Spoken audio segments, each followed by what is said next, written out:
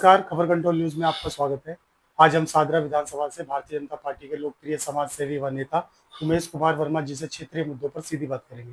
Umesh sir, खबर control news में आपका स्वागत है सर। सबसे पहले वक्फ बोर्ड को लेकर आपसे जानेंगे सर। वक्फ बोर्ड को लेकर जो मुसलमानों में एक नाराजगी देखने को मिल रही है, क्या है वक्फ बोर्ड? हमारे दर्शकों को अच्छे से समझा दीजिए। ऐसा है, ये जो वक्फ बोर्ड बनाया था पंडित जवाहरलाल नेहरू ने। जी। पंडित जवाहरलाल नेहरू ने बनाया था, तो उस जमाने में किसी से सलाह तो ली थी नहीं उन्होंने, और उन्होंने वक्फ बोर्ड का गठन कर दिया और ये इनको अथॉरिटी दे दी कि जिस पे जो चीज हाथ पे रख दोगे वही चीज तुम्हारी अपनी हो जाएगी। इन्होंने जितनी भी पुरानी मस्जिदें हैं, पुराने वो है, उसमें रजिस्ट्रेशन इन्होंने कराया नहीं, और रजिस्ट्रेशन नहीं कराया। और उसके बाद कह रहे 300 साल की कहाँ से लाएंगे रजिस्ट्रेशन। तो 300 साल पहले भी सरकार चाहती तो रजिस्ट्रेशन करा सकती थी अपना। और वक्फ बोर्ड में जगह जो थी वो 3 लाख एकड़ करीब इनके पास जगह थी, अब 9 लाख के करीब है। तो इन्होंने थोड़े ही दिन में ये बढ़ती चली गई 3 साल में इतना हो गया, जिस पे हाथ रख देते हैं वो भी वही हमारा है।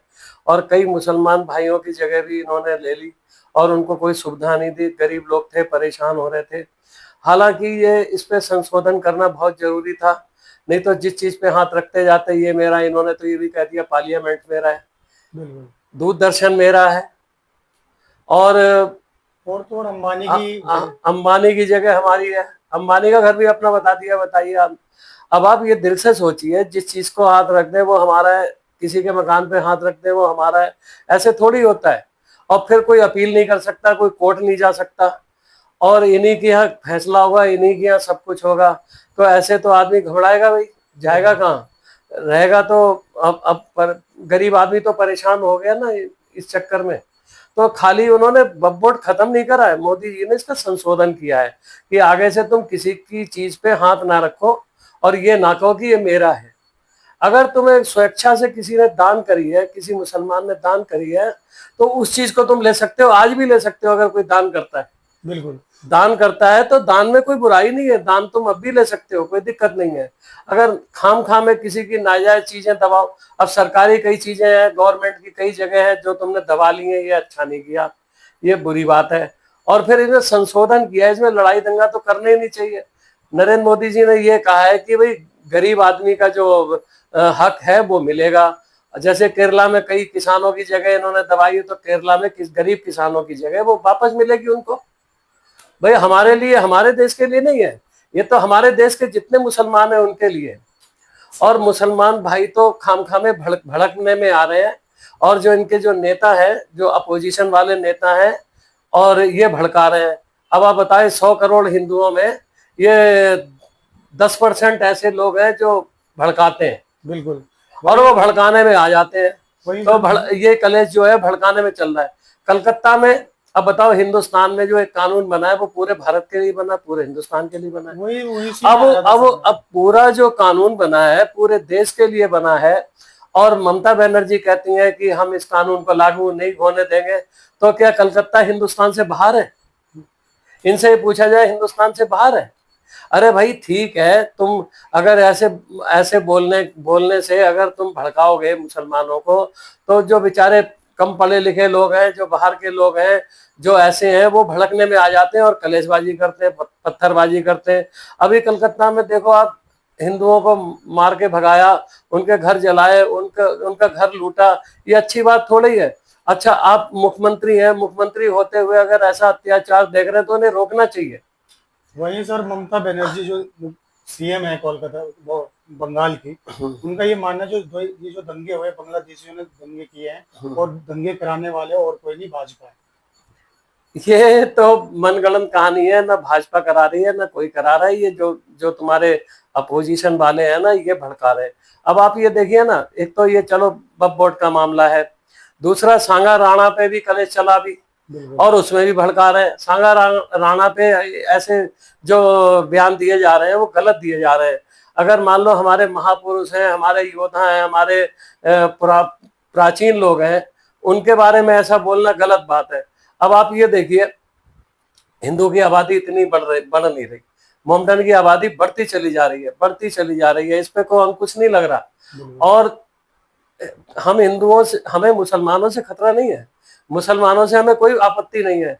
आपत्ति है जो 10% हिंदू है ना, जो इनको भड़का भड़का के परेशान कर रहे हैं, वो उस पे आपत्ति है। बिल्कुल। और हमारे देश में तो देखो जो जनसंख्या विस्फोट है अब आप ये देखिए, मुसलमान के लिए देखो इलेक्शन वो लड़ते हैं, वोट वो डालते हैं, घर बिजनेस वो करते हैं, व्यापार वो करते हैं, सारी फैसिलिटी उनको मिलती है, ऑफिस में, व्यापार में, हर चीज में वो कार्य कर रहे हैं, काम कर रहे हैं, उनको कोई रोका थोड़ी जा रहा है।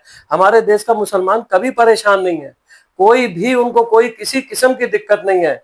लेकिन दिक्कत है जो भड़काने वाले, जैसे ओवैसी हैं और कई लोग हैं जो भड़काते हैं। भड़काना नहीं चाहिए, क्योंकि अब अपने भाइयों को तुम भड़का के वोट बैंक बना रहे हो।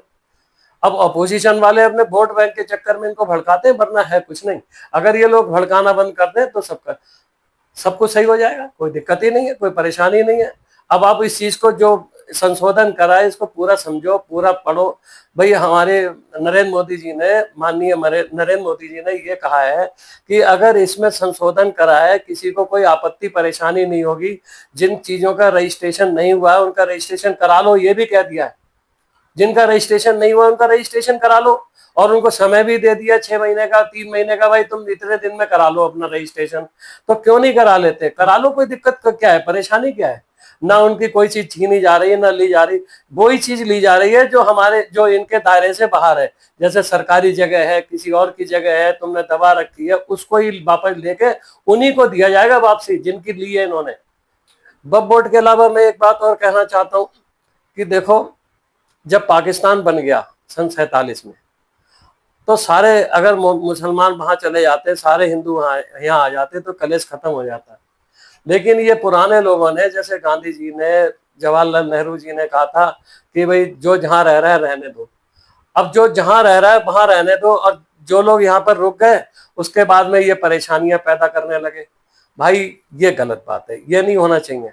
और हम कह रहे हैं अगर उसी टाइम अगर ऐसा हो जाता, वो वहां चले जाते और हमारे लोग यहाँ रह जाते, तो ये काय कलेश खत्म हो जाता बिल्कुल।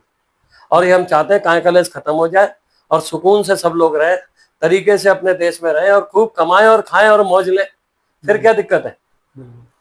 तो बहुत बहुत वर्मा जी, आपका अपने समय निकाल के हमसे बात की और वक्फ बोर्ड को लेकर आपने अच्छी सारी बातें भी बताई।